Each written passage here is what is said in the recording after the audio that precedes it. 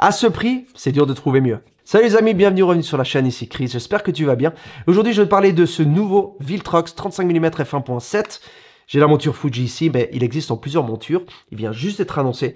Et le truc bluffant, c'est qu'on a un objectif d'une ouverture maximale de f1.7 pour moins de 200 €. 199 € ou 199 pour mes amis suisses. C'est assez bluffant. Et je pense que c'est son plus gros atout.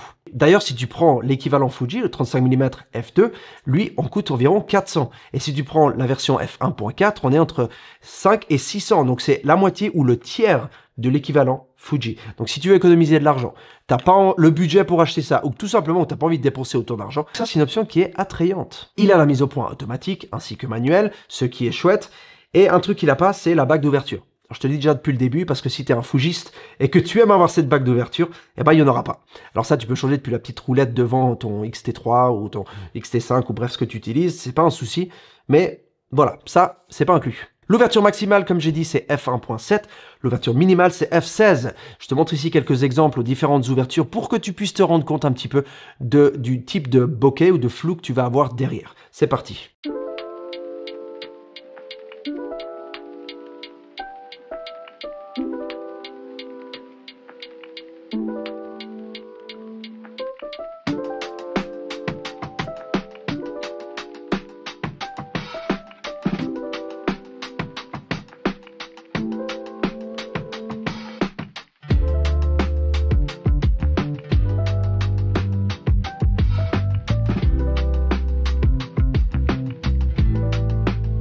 En termes d'aberration chromatique, de distorsion, etc., j'ai regardé, j'en ai pas trouvé. Je trouve qu'il est très bon, il a un bon contraste, il a un bon piqué et en règle générale, j'ai pas vraiment eu de soucis avec.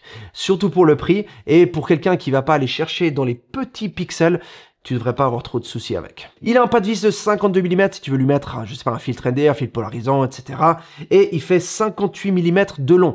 Donc tu comprendras que c'est un tout petit objectif qui sera vraiment pas lourd et qui va vraiment pas faire de poids sur ton appareil photo. La distance minimale de mise à point, c'est 33 cm. Donc on parle à peu près cette distance-là, voilà. Donc tu peux t'approcher pas mal de ton sujet. Il pèse 170 grammes, 170 pour les Suisses, ce qui veut dire qu'il est très léger.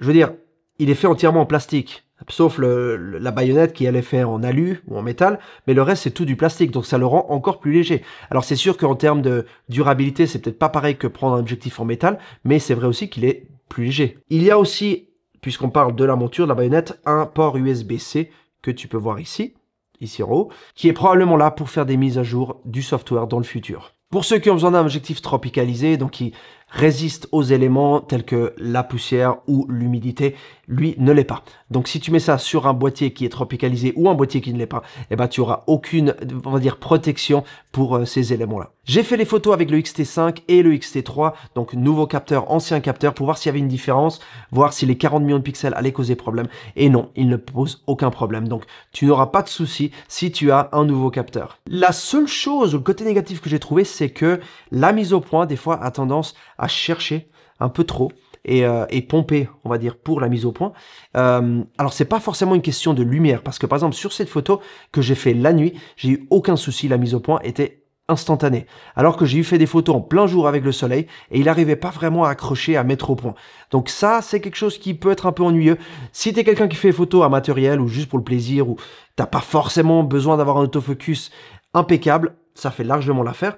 Après, il y a, comme j'ai dit, un USB-C ici. Peut-être que c'est pour faire des mises à jour. Et peut-être qu'on verra des mises à jour du firmware qui nous permettra d'avoir un autofocus un peu meilleur. Donc, ma conclusion, c'est que on parle de f1.7. Il est léger, il est compact, il est petit. Il coûte vraiment pas cher. Et je pense que tous ces éléments mis ensemble font que c'est un très bon objectif pour quelqu'un qui a pas envie de dépenser des 1000 et des 100 ou qui tout simplement veut acheter quelque chose d'autre et n'a pas le budget ou n'a pas envie de mettre ce budget pour un objectif de ce genre.